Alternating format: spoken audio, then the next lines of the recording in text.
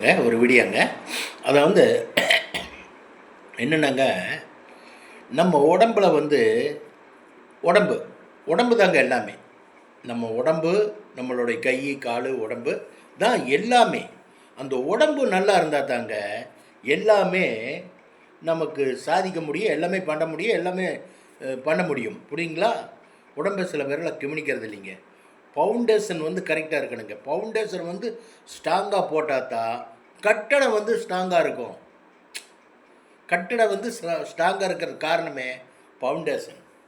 Foundation ஸ்ட்ராங்காக போட்டால் தாங்க எல்லாமே 3 மாடி 4 மாடி அது மேலே வச்சு கட்ட முடியும்.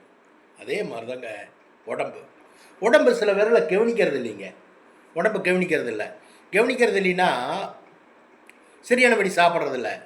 சரியானபடி சாப்பிட்றதில்ல. காலையில் எழுந்திரிச்சு 2 இட்லி, இல்லாட்டி நான் போகும்போது சாப்பிட்டுக்கிறேன் அப்படின்ட்டு அப்படியே ஆஃபீஸ் போயிடுறது. சாப்பிட்றதில்ல. மத்தியானம் ஏதோ கேண்டீனில் போய் புளி சாதம், கிளி சாதம், தயிர் சாதம் இப்படி சாப்பிட்றது. இப்படி சாப்பிடும்போது இளம் வயசு வரையில் அது தாங்குங்க. உங்களுக்கு அந்த மாதிரி சாப்பாடெல்லாம் வந்து ஒரு 35 வயசு வரையிலும் அந்த உடம்பு ஏற்றுக்கும். உடம்பு வந்து எந்த வித டிஸ்டர்ப் இல்லாமல் இருப்பீங்க.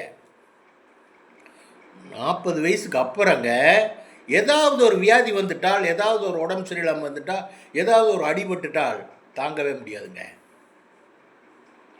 ஏன்னு கேட்டால் ஸ்ட்ராங் இல்லை, பாடி ஸ்ட்ராங் இல்லை. ஸ்ட்ராங் இல்லாத காரணம் என்னென்னா, நீங்கள் ஆல்ரெடி நீங்கள் உணவு எடுத்துக்கல. உணவு எடுக்கணும் சார், நல்லா சாப்பிடணும். எல்லா விஷயத்துலையுமே உணவு வந்து நல்லபடியாக எடுத்துட்டு, அதுக்கு தாங்க நம்ம சம்பாதிக்கிறோம், அதுக்கு தான் நம்ம ஓடுறோம். என்னங்க, அதுக்கு தானே ஓடுறோம். எதுக்கு ஓடுறோம்?